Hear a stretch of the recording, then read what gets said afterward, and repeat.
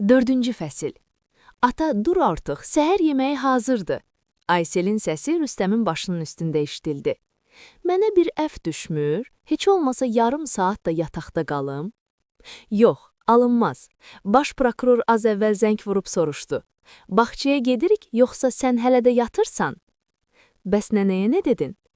Dedim ki, sən dişlərini fırçalayırsan, ona görə danışa bilmirsən. Aysel bic-bic gülümsədi. Sənə deməyiblər, yalan danışmaq olmaz? Rüstəm hamamdan səsləndi. Hətta səni xilas edirəmsə də? Hətta məni xilas edirsənsə də, Rüstəm qəti dedi. Ona görə bugünkü hökm, səhər yeməyindən sonra qabları sən yuyursan. Aysel dərhal dodaqlarını büzdü. Vay, belə? Halbuki sənə səhər yeməyi hazırlamışam. Nə hazırlamısan? Rüstəm elə həmin an hamamdan başını uzatdı. Pendirli tost, bir də sənə qəhvə də süzmüşəm. Çətin seçimdir. Yaxşı, belə edək. Hükmü ləğv edə bilmərəm, amma icrasına kömək edərəm. Razılaşdıq? Aysel bir an fikirləşdi, sonra başını tərpədib atasının əlindən tutdu və onu mətbəxə apardı.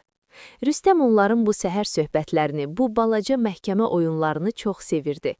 Ailələri tam deyildi, amma bu evin içində elə bir istilik vardı ki, Rüstəm özünü heç vaxt tənha hiss etmirdi. O, tək başına ata sözünü sevmirdi.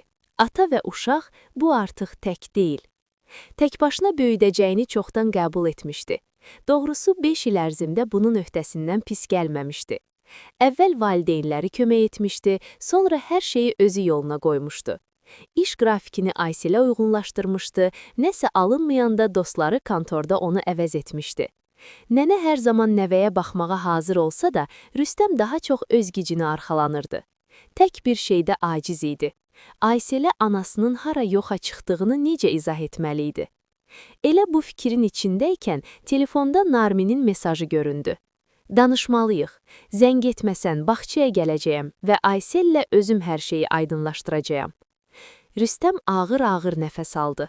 Bilirdi, qaçmaqla heç nə həll olunmur. Sadəcə vaxt istəyirdi. Onu görəndə içində heç nə qalmasın deyə.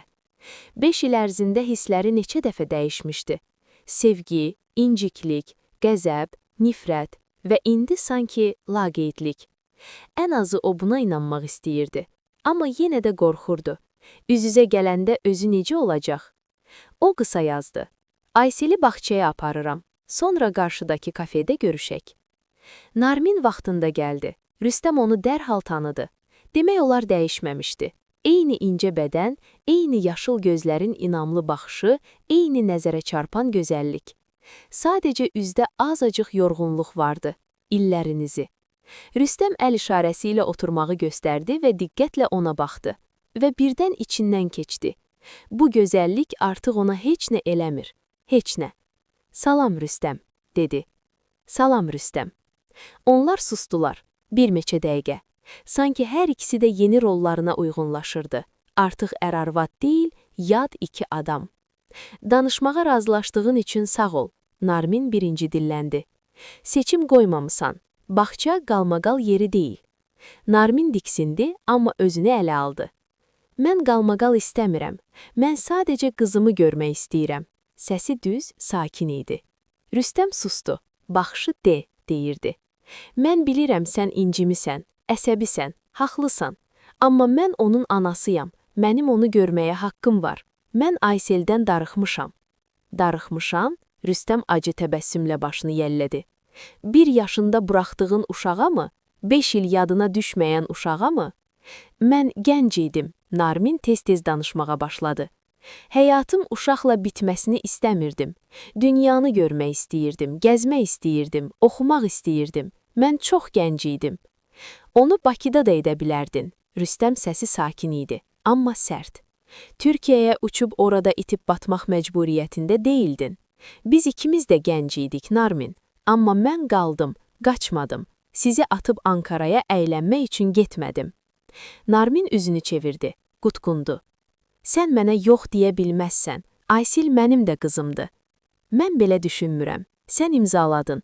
İmtina ərizəsini də, boşanma sənədlərini də, qəyyamlığı da mənə verdin. Narmin gözlərini qaldırdı, səsi yumşaldı. Xahiş edirəm, Mənə bir şans ver. Qıza ana lazımdır. O yəqin məni soruşur. O belə ananı arzulamır, Rüstəm asta dedi. Sonra biraz susub əlavə etdi. Mən düşünəcəyəm. Qərar verən kimi xəbər edəcəyəm. Rüstəm yorğun dedi.